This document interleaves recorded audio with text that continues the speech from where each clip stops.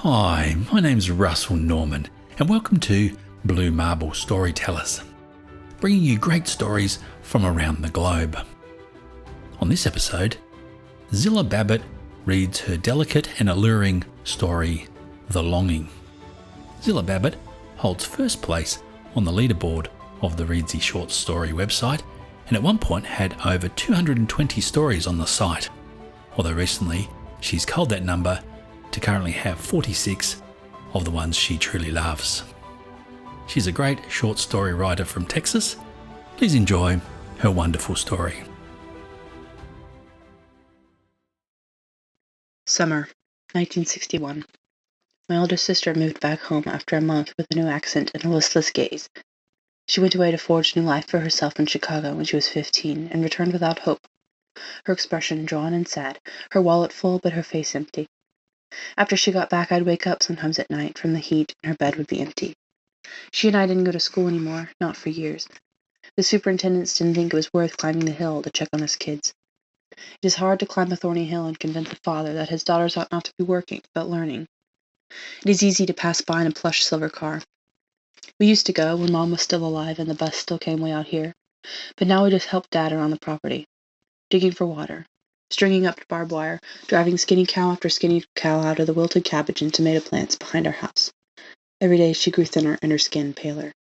I like it out here, I told her, one golden afternoon only a few weeks after she came home. We were sitting together watching the sun fall over the craggy, scratchy boulders in the distance out past the lonely highway. Yeah, she said, her voice hollow. Her expression was tight, like she was trying to remember something. It's pretty. I pulled my bare feet up into a pretzel and started plucking thorns out of the pads of my toes. Yeah? Her eyes seemed to focus for a second. Well, rich people live farther into the wilderness, where they can't even see the highway, or people like us. Oh. They have nice, big houses, leather furniture. Everyone has their own bedrooms, big windows where you can watch the sunset, and sometimes they have dishwashers. How do you know? Chicago, she said, rubbing her face. Her eyes looked tired, her skin gray and damaged. Everybody had one. Red Barn only hired me because their dishwasher machine would take an hour to run and they needed plates and things sooner. An hour? I said slowly. You only have to scrape the food off, she said matter-of-factly. Then you put the plates into the machine and close it. Wow. I returned to watching the cars come one at a time down the narrow strip of asphalt, just half a mile from our trailer home. What's today? She asked me suddenly. She didn't turn to ask. She kept staring after the moving cars, as they disappeared, silhouetted against the setting sun. It looked like the light was blinding her, because tears formed on the rims of her eyelids, but she didn't seem to care. Today? The date. I shrugged. We didn't have a church to mark Sundays for us, and since we didn't go to school... You don't know? No. I just can't remember. Why do you want to know? Her mouth opened and nothing came out. We sat in silence. The sun was half gone, illuminating the hillocks and reddish-brown arid pasture with a golden flame of color. It is sort of pretty, isn't it? She said. No view like this in Chicago, huh? She let a smile creep over her face. Nah, but in Chicago people moved. Moved? She paused, searching for words. Around. Libraries. Theater, if you wanted. Restaurants for ice cream. School. Out of your parents' house. Moving around.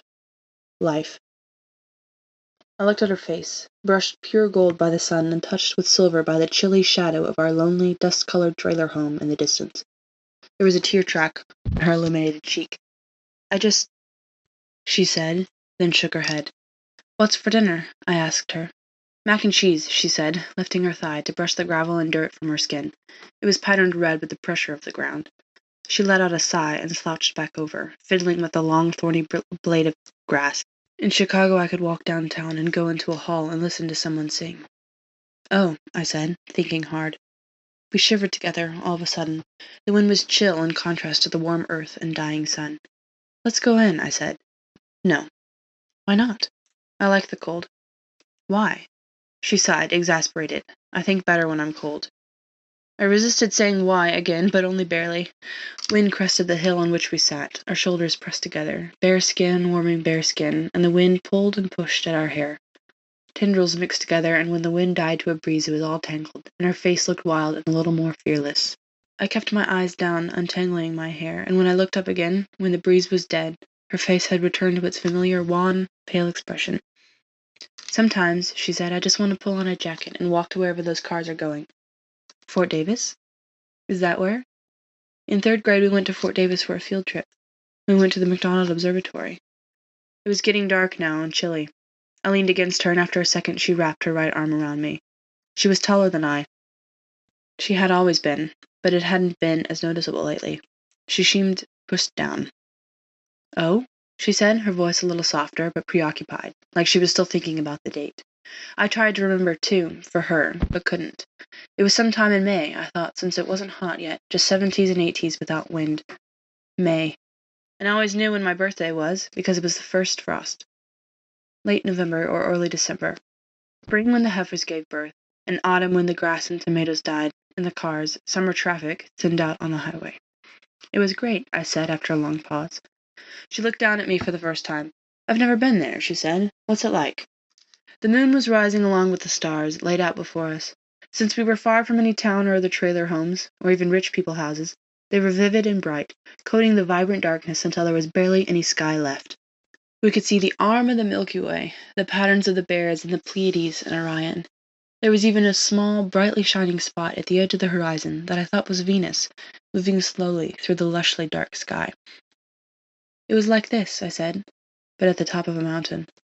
She leaned her head on the top of mine until Dad called us into dinner, his whiskey-thick voice scraping against the peaceful nighttime silence. The highway whished by behind us. I caught my sister looking back at them as I went up our slintery, crooked front steps up into the warmth. I asked Dad, "Do you know the date?" And he only shrugged. "I don't have a calendar anymore," she said. "Do you know it's today?" Her face looked hungry and haunted, like someone in search of an unattainable thing, and he and I only shrugged. We ate dinner quickly, and I washed the dishes, rubbing each one with a limp rag before pushing them into overcrowded, damp cupboards as Dad smoked on the steps outside. My sister came out of the bathroom, her thin hair dripping on her back, hugging her bony arms, and watched until I finished with the dishes.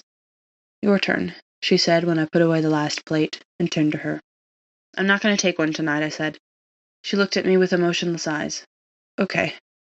She turned and went silently down the hall. I called after her, and she came back. Why'd you—" I wanted to ask why she'd come out just to tell me it was my turn.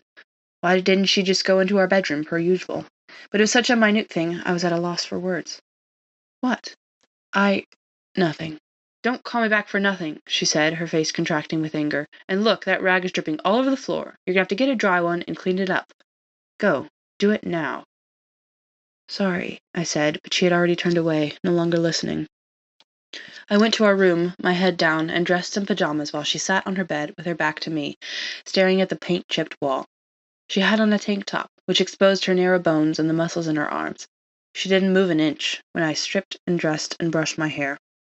When I finally sat down on my bed, she turned her face to me. Her eyes were full of quivering tears. "I'm sorry," she whispered, and then said my name. "I'm sorry for lashing out. I'm sorry."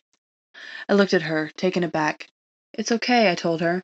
I stood and went over to her bed. She buried her head in my arms and cried for the first time since I could remember. It was past midnight when I awoke, sweating. Her bed was empty again. I crept down the creaky linoleum hallway, head bent as if it would help me stay in the shadows, and let the screen door swing out. She was there on the hot, hard-packed ground, her skin pale in the moonlight, sitting on the prickly ridge as she did night after night, chin on her kneecaps, watching the rushing highway as Dad and the rest of the world slept behind her. Her eyes glimmered with starlit tears. I sat down next to her. My sister said my name softly and asked if I knew the date. I told her it was a Monday. That seemed to give her peace.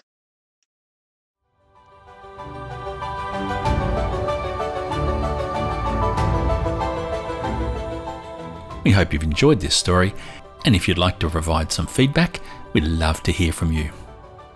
You can leave your comments at bluemarble.storytellers.com. If you're a writer and would like to showcase your work on Blue Marble Storytellers, or talk to us about your writing on Read Lots, Write Lots, get in touch with us by leaving a comment on our websites, readlotswritelots.com or bluemarble.storytellers.com, or by sending an email to bluemarble.storytellers@gmail.com. gmail.com. So until next time, thanks for listening and bye for now.